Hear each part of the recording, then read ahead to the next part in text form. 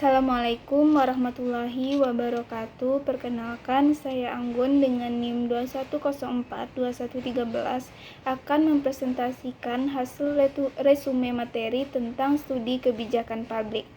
Yang pertama yaitu tentang kebijakan publik dan politik. Secara umum, kebijakan itu merujuk kepada tindakan yang diikuti secara konsisten oleh individu atau sekelompok dalam menangani suatu masalah. Sedangkan menurut Enlu dan Prewitt tahun 1973 nomor 465 mendefinisikan kebijakan sebagai suatu keputusan tetap yang bercirikan oleh konsistensi dan pengulangan perilaku dari pihak yang membuat dan mematuhinya.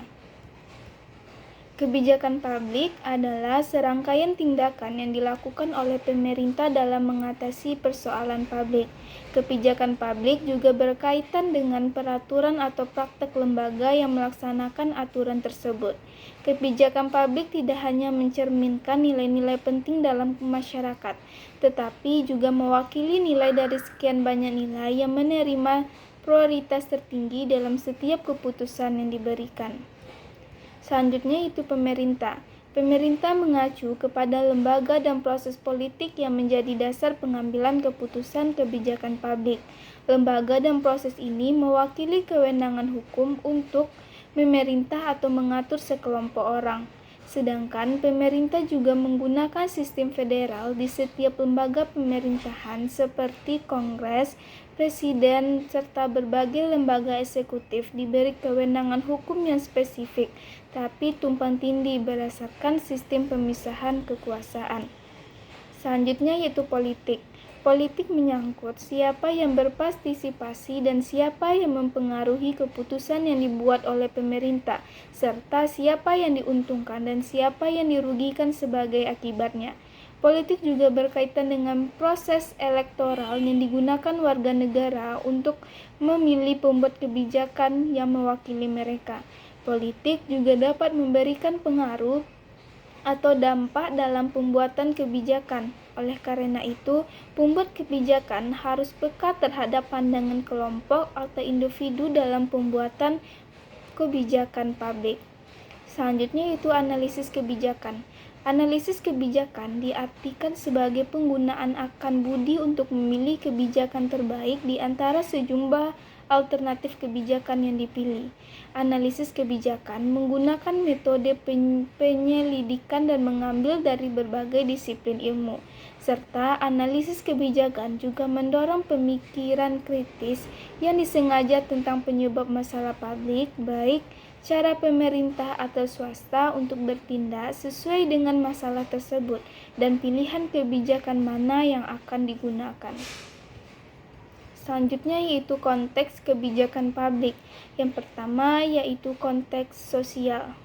Kondisi sosial yang bersifat dinamis dapat mempengaruhi dalam pengambilan keputusan, seperti kondisi sosial demografi, komposisi populasi. Konteks sosial juga dapat mempengaruhi dalam pengembangan suatu kebijakan. Selanjutnya yaitu konteks ekonomi. Konteks ekonomi memiliki dampak besar pada kebijakan yang diadopsi atau diterapkan oleh pemerintah. Konteks ekonomi juga mempengaruhi konteks pengembangan yang lainnya. Selanjutnya yaitu konteks politik.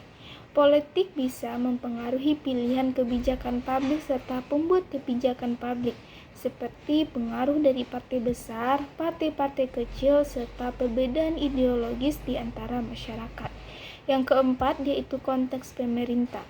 Pemerintah dan strukturnya memiliki dampak besar dalam pembuatan kebijakan publik, serta kewenangannya untuk bertindak sebagai lembaga dan pelaku kebijakan. Selanjutnya yaitu konteks kebijakan publik. Yang kelima yaitu konteks budaya. Budaya politik merujuk pada nilai-nilai kepercayaan yang kepercayaan sikap yang dianut secara luas. Budaya politik juga menganut komitmen terhadap individualisme, hak milik, kebebasan, pragmatisme, kesetaraan, dan nilai-nilai serupa. Budaya politik dapat mempengaruhi hasil kebijakan dan perspektif dalam pembuatan sebuah kebijakan. Selanjutnya, alasan keterlibatan pemerintah dalam pembuatan kebijakan. Yang pertama yaitu alasan politik. Alasannya karena seringkali pemerintah ini mencerminkan perubahan penting dalam opini publik atau munculnya gerakan sosial yang mendesak tindakan serta mencegah diskriminasi terhadap kaum minoritas. Yang alasan keduanya yaitu karena moral dan etika. Pemerintah dipandang sebagai hal yang benar untuk dilakukan bahkan tanpa adanya tekanan publik yang mengatur pemerintah untuk keterlibatannya dalam pembuatan kebijakan, yang artinya pemerintah itu bebas membuat kebijakan sesuai dengan kebutuhan masyarakat. Selanjutnya, ekonomi dan kegagalan pasar. Campur tangan pemerintah ke pasar mendistorsi efisiensi yang dengan ekonomi pasar yang kompetitif dapat mengalokasikan sumber daya masyarakat. Para ekonom mengetahui bahwa situasi yang dikenal sebagai kegagalan pasar merupakan intervensi dari pemerintah. Kegagalan ini terjadi ketika ketidakmampuan untuk menyediakan barang publik dan barang kolektif.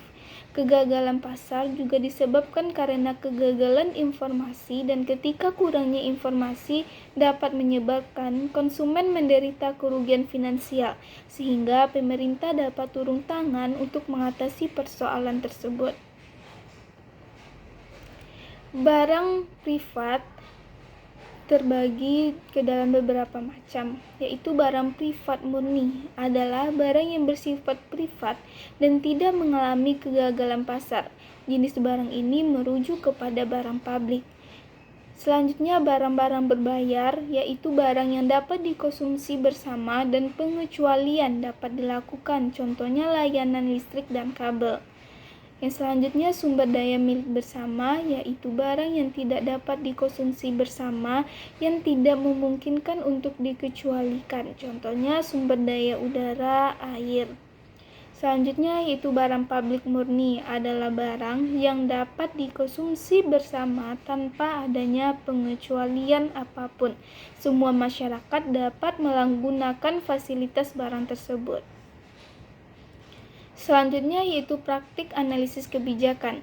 Fungsi dari analisis kebijakan yang pertama yaitu dapat membantu menjelaskan cakupan kebijakan yang akan dibuat, dapat mengembangkan alternatif dan memilih dalam pembuatan keputusan, dapat membedah masalah dan solusi dengan cara yang lebih rasional, memberikan informasi yang lebih jelas terkait dengan isu-isu kebijakan, serta mempermudah dalam melakukan evaluasi kebijakan yang telah dibuat.